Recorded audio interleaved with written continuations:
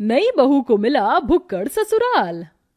लड़के का परिवार अच्छा है। 3 नंद, माता पिता, साथ में 2 छोटे भाई भी हैं। लड़का इंजीनियर है और बहुत पैसे कमाता है।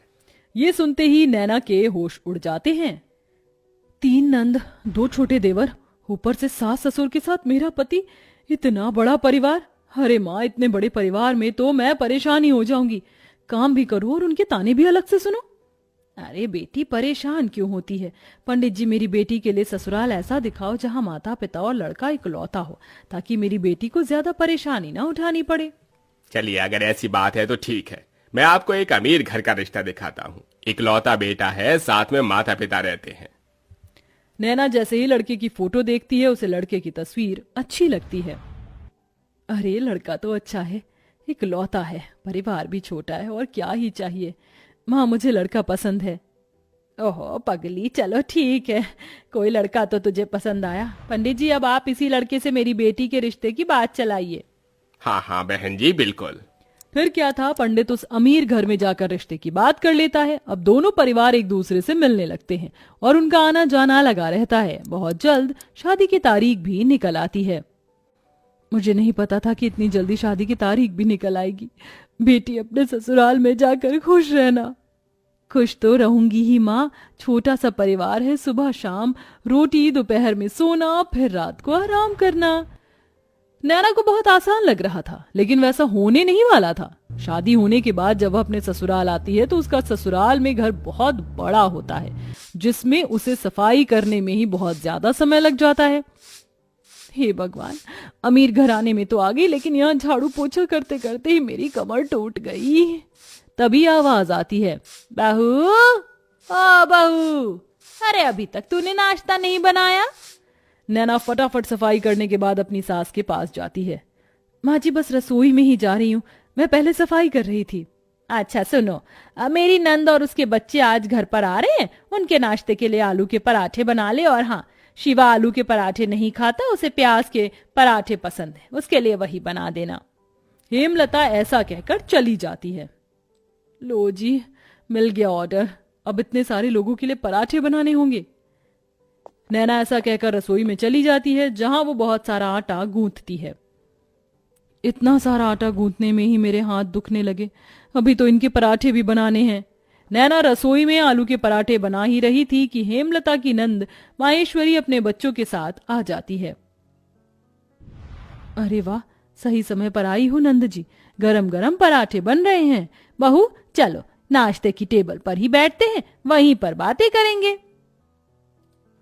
हेमलता पूरे परिवार के साथ नाश्ते की टेबल पर बैठ जाती है, जिसके बाद रसोई से नाश्ते की टेबल का सफर करते हुए नैना बहुत थक जाती है। हे भगवान, नाश्ते की टेबल पर आने आने में ही मेरी फिरकनी बन गई। मैंने तो छोटा सा परिवार समझकर इस घर में शादी की थी, यहाँ तो सबकी अलग ही फरमाइश चलती है। तभी नैना के पति शिवा की आवाज आती है। अरे नैना, मेरे प्याज के पराठे नहीं बनाए तुमने? अभी लाती हूँ जी।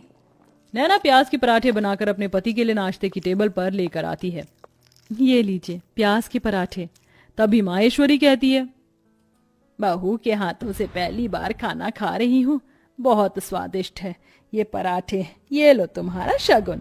इस तरह माहेश्वरी नैना को शगुन देकर जाती है। सब लोग बहुत खुश होते हैं, लेकिन नैना बहुत ज्यादा थक जाती है। सबके सो जाने के बाद वो सबके जूठे बर्तन भी धोने लगती है। आज तो पूरा दिन हो गया, मुझे लेटने का समय ही नहीं मिला। नैना बर्तन धोने के बाद अपने कमरे में जाने ही वाली थी कि तभी उसके ससुर उसे कॉफी बनाने के लिए कह देते हैं। अरे सुनो बहू, जरा 1 कप कॉफी बना देना। अभी बनाकर लाती हूँ पिताजी। नैना दोबारा रसोई में जाती है और कॉफी बनाकर अपने ससुर जी के लिए लेकर आती है। आखिरकार उसे थोड़ी देर के लिए अपनी कमर सीधी करने को मिल जाती है, लेकिन फिर शाम की अलग फरमाइश शुरू हो जाती है। बहू, शाम के खाने में वेज बिरयानी, शाही कोरमा और चावल बना लेना। फिर से कोई आ रहा है क्या माँ जी घर पर? अरे नहीं, ये तो शिवा को बहुत पसंद है, इसीलिए बनवा रही हूँ। ठीक है माँ जी। अब शाम का खाना बनाने के लिए नैना फिर से रसोई में जाती है और खाना बनाते हुए खुद से ही कहती है, हे भगवान, कैसा परिवार मिला है मुझे।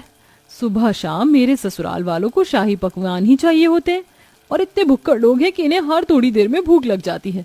डिनर में इतना हैवी खाना कौन खाता है? मैं तो बेकार ही फंस गई इस घर में आकर। नैना ऐसा खुद से बोलते हुए खाना बनाती रहती है। उसे रसोई में बहुत गर्मी भी लगती है, लेकिन फिर भी वह खाना बनाती है। खाना तो बहू बहुत स्वादिष्ट लग रहा है, खुशबू से पता चल रहा है। हाँ हाँ, मेरी मेहनत जो लगी है, स्वादिष्ट तो होगा ही। नैना भी खाने की टेबल पर बैठकर खाना खाने ही वाली थी कि तभी किसी के आने की दस्तक होती है। हेलो गाइस, मेरे बिना ही खाना खा रहे हो? अरे बेटा चिराग, तुम यहाँ विदेश से कब लौटे? मेरे साथ मेरे कुछ दोस्त भी घर पर आए हैं। आज ही हम ऑस्ट्रेलिया से इंडिया आए हैं। कितने दिनों बाद तुझे देख रहा हूँ नैना। ये मेरे ताऊ जी का लड़का है, विदेश पढ़ने चला गया था बचपन में। मेरा जिगरी यार यही है। जाओ नैना, इन सब के लिए भी खाना परोस कर ले आओ। अगर रोटी कम हो तो और बना लेना। हेमलता ऐसा कहकर बेचारी नैना को फिर से रसोई में भेज देती है। नैना को खाने के साथ दोबारा से रोटियां भी बनानी पड़ती हैं और वो बहुत ज्यादा थक जाती है। सबको खाना खिलाते हुए उसी के लिए खाना नहीं बचता।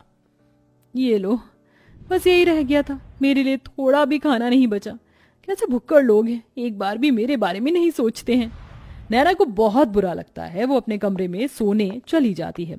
इसी तरह जब भी वह कुछ बनाया करती तो सारा खाना उसके ससुराल वाले ही खा जाते हैं और उसके लिए कुछ नहीं बचता। ऊपर से घर में मेहमानों का आना जाना लगा ही रहता है, जिसके चलते एक दिन नैना की बहुत ज्यादा तबीयत खराब हो जाती है। इनके शरीर में बहुत ज्यादा थकावट है। लगता है काफी दिनों से जरा भी आराम नहीं मिला है, इसलिए शरीर में कमजोरी हो गई है। ये मैंने दवाइयां दे दी हैं, बस आप इन्हें थोड़ा आराम करने दीजिए, जल्दी ही ठीक हो जाएंगी। डॉक्टर की ये बात सुनने के बाद हेमलता को अपनी गलती का एहसास होता है और वह अपनी बहू के पास जाकर उससे कहती है, जब से तुम इस घर के अंदर आई हो सारे काम तुम ही देख रही हो। मैंने तो कोई काम नहीं किया है और ये भी नहीं सोचा कि तुम कितनी थक जाती होगी। मुझे माफ कर देना बहू, लेकिन आज से मैं भी तुम्हारी मदद करवाया करूंगी। माँ जी, आपको माफी मांगने की जरूरत नहीं है। मैं इस घर की बहू हूँ और घर की जिम्मेदारी समझना मेरा फर्ज है। नैना इतना कह रही थी कि तभी घर पर उसकी तबीयत के बारे में सुनते ही ताई जी, मौसी जी, बुआ जी सब आ जाती हैं उसकी देखरेख के लिए। हमारे रहते बहू को एक भी काम करने की जरूरत नहीं पड़ेगी। अरे बुआ ताई जी हैं ना, और मौसी जी भी हैं, हम सब मिलकर सारे काम कर लेंगे। इस तरह सब लोग नैना की बहुत अच्छे से देखरेख करते हैं। नैना को इससे ये समझ आता है कि रिश्तेदारों का आना जाना अच्छा होता है और सबके साथ प्यार प्रेम से रहना भी बहुत जरूरी है। जैसे ही वो ठीक हो जाती है, वो पहले की तरह फिर से घर की सारी जिम्मेदारियां खुद उठा लेती है। चलिए, आप सभी आज खाने की टेबल पर बैठिए। अब मेरी तबीयत बिल्कुल ठीक है। मैं आप सभी के लिए आपकी पसंद का खाना बनाऊंगी। नैना ऐसा कहकर रसोई में चली जाती है। पीछे से हेमलता आती है। अब से मैं भी तुम्हारी रसोई में मदद करवाया करूंगी और मैं जानती हूँ आखिरी में तुम्हारे लिए कुछ नहीं बचता, इसलिए पहले ही तुम अपने लिए खाना निकाल लिया करना। ये सुनते ही नैना को बहुत खुशी होती है और उसे अपनी माँ की याद आ जाती है, जिसकी वजह से उसकी आंखें भर आती हैं। अरे ये क्या बहू, तू रोने क्यों लगी? बस आज आपकी बातें सुनकर मुझे अपनी माँ की याद आ गई। हेमलता उसे गले से लगा लेती है। इस तरह दोनों सास बहू मिलकर घर को संभालती हैं और एक साथ खुशी खुशी रहने लगती हैं।